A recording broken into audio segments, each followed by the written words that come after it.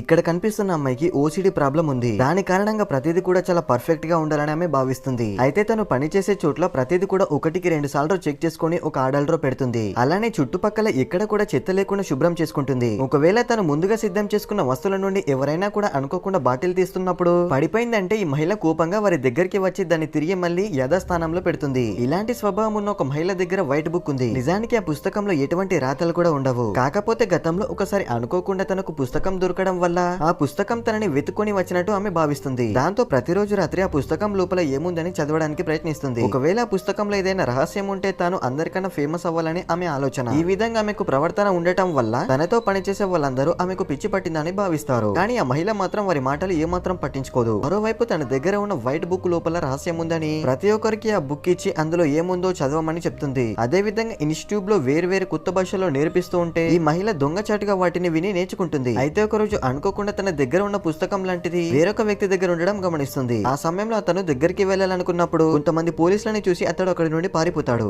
అయితే ఒక రోజు రాత్రి ఆమె టీవీ చూస్తున్నప్పుడు అందులో వైట్ పుస్తకం ఉన్న వ్యక్తి గురించి న్యూస్ వస్తుంది. దాంతో వెంటనే ఎలాగైనా కలవాలని ఆ మహిళ భావిస్తుంది. వీడియో నచ్చితే ఒక లైక్ చేయండి ఫ్రెండ్స్.